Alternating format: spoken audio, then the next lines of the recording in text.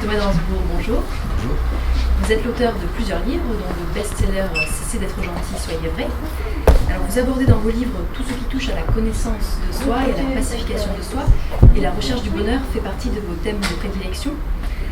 Nous sommes ce soir à la librairie Erol, à Paris, pour la sortie de votre nouveau livre « Être heureux, ce n'est pas nécessairement confortable » en version illustrée aux éditions de l'Or. Alors Thomas, pour commencer, pourriez-vous nous donner votre définition du bonheur ? Il y a sûrement autant de définitions qu'il y a d'êtres humains qui le cherchent. Je le vois comme un état de paix intérieure de plus en plus profond, de plus en plus stable et transportable à travers les difficultés de la vie. C'est un état qui ne dépend plus des circonstances, mais que nous portons en nous de façon durable et qui se révèle contagieux. D'accord, donc un état que l'on porte en nous, qui n'est pas forcément facile à trouver. Est-ce que, d'après vous, on peut apprendre à être heureux ? Bien sûr, c'est un apprentissage. C'est pour ça que c'est pas forcément confortable. C'est pas l'état de bonheur qui est inconfortable, c'est le fait qu'effectivement, pour y parvenir, il y a des choses à transformer, il y a des choses à lâcher, il y a des choses à apprendre. Et comme la plupart de nos apprentissages, il y a des inconforts à la clé. Et la plupart du temps, les gens ignorent ça et espèrent que ça arrive sans effort, sans inconfort.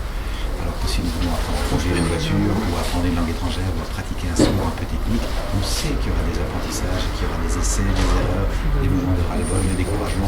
On intègre ça et on y va. D'accord, le bonheur, c'est du mal. D'accord.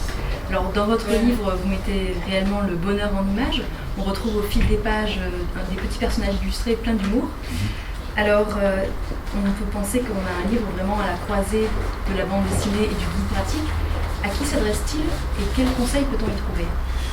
D'abord, je rends hommage à l'illustrateur, Alexis Noya, qui a fait un magnifique travail d'illustration plein d'humour, qui a un grand talent pour croquer les personnages. Je pense que le livre s'adresse à toutes les personnes qui ont envie de mieux vivre, qui ont envie d'améliorer leur qualité de présence à ce qu'ils vivent, à ce qu'ils ressentent, d'être plus joyeux, plus libérés dans leur existence, et qui n'ont pas forcément envie de lire un gros livre pour ça. Et ils trouveront dans cet ouvrage toutes sortes de clés pratico-pratiques pour mieux comprendre certains pièges dans lesquels nous sommes pris sans même le savoir. L'idée, c'est de ne pas sortir d'un piège sans savoir qu'on est pris dedans. Lorsqu'on a compris le piège, on peut commencer à entreprendre d'en sortir. Thomas Dansbourg, merci d'avoir été avec nous ce soir. Donc, je rappelle que votre livre « Être heureux, ce n'est pas nécessairement confortable » en version illustrée aux éditions de l'Homme sort aujourd'hui en librairie.